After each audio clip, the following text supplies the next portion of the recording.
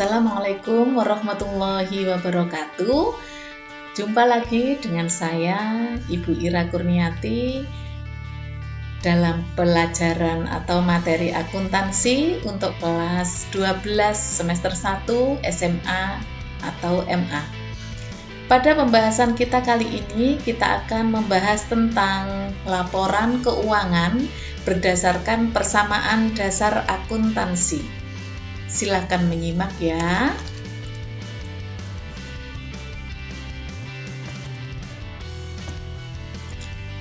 Laporan keuangan. Yang dimaksud dengan laporan keuangan di sini adalah laporan yang berisi tentang transaksi-transaksi keuangan atau transaksi ekonomi yang terjadi dalam satu periode.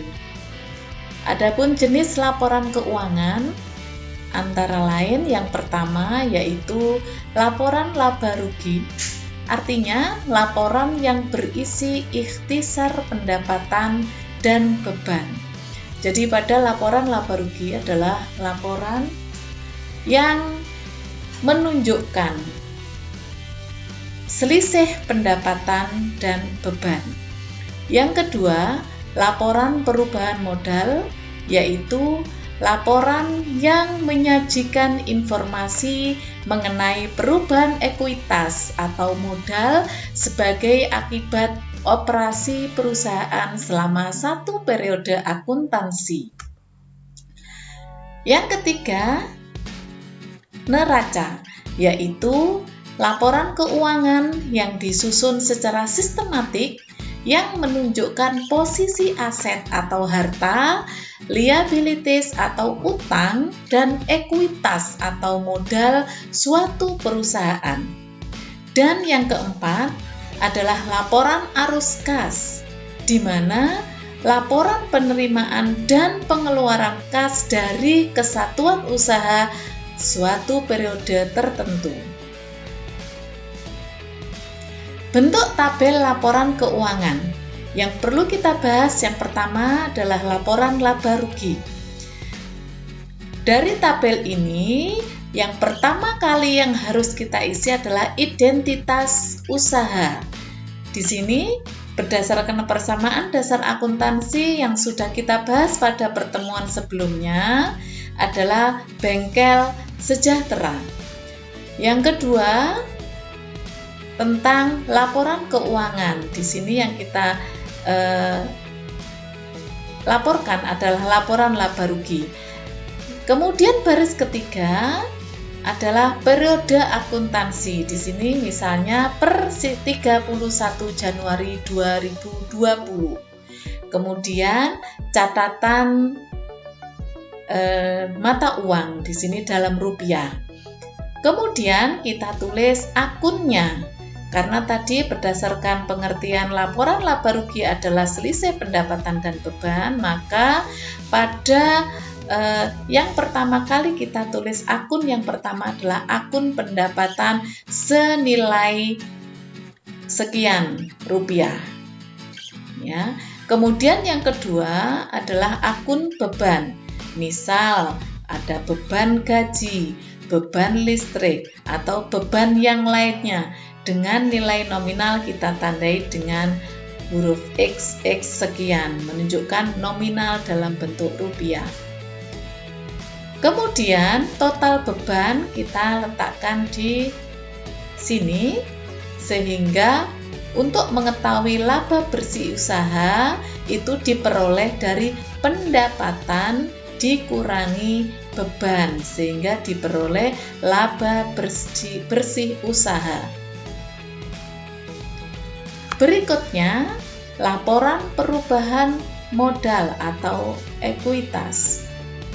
Sama, yang pertama adalah identitas usaha, kemudian jenis laporan keuangan, di sini kita terapkan laporan perubahan modal, kemudian periode akuntansi.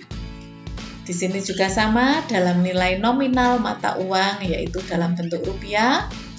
Yang pertama kali yang harus kita tulis, yang pertama adalah modal awal senilai sekian rupiah.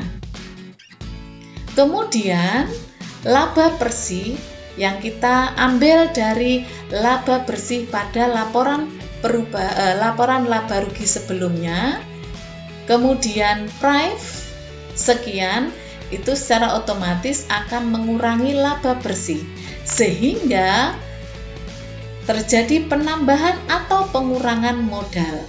Penambahan modal apabila laba bersih itu lebih besar daripada price, maka akan ada penambahan modal. Tetapi jika nilai price lebih besar daripada laba bersihnya, maka akan terjadi pengurangan modal.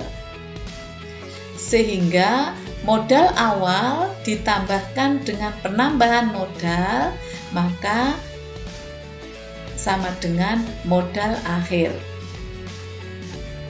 senilai sekian rupiah. Yang ketiga, laporan neraca. Bentuk tabelnya sama, identitas usaha, jenis laporan keuangan yaitu neraca, kemudian periode akuntansi. Yang ketiga adalah kolom dalam rupiah yang menunjukkan nilai mata uang. Ini yang harus diperhatikan. Di dalam laporan neraca yang pertama adalah aset atau harta, di mana di sini ada harta lancar dan harta tetap. Kita jadikan satu ya. Ada kas, nilainya sekian, kemudian piutang usaha, nilainya sekian, perlengkapan, nilainya sekian, peralatan, nilai sekian. Kemudian ada akumulasi penyusutan peralatan. Ini secara otomatis mengurangi nilai peralatan. Bisa kita lihat nanti di dalam persamaan dasar akuntansi pada usaha bengkel sejahtera.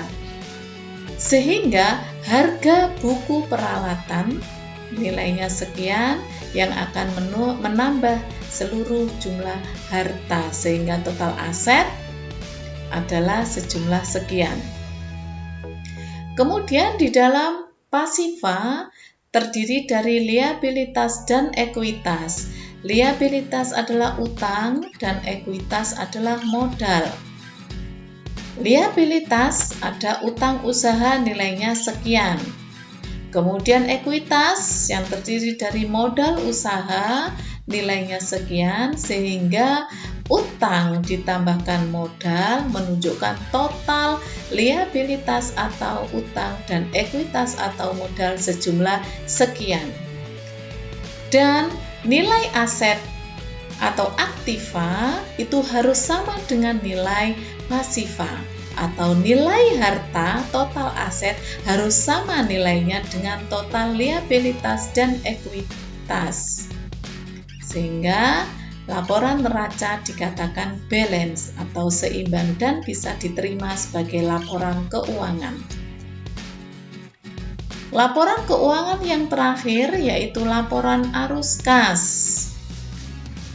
Bentuk tabelnya sama dengan sebelumnya. Yang pertama adalah identitas usaha, kemudian jenis laporan keuangan, periode akuntansi, dan nilai mata uang.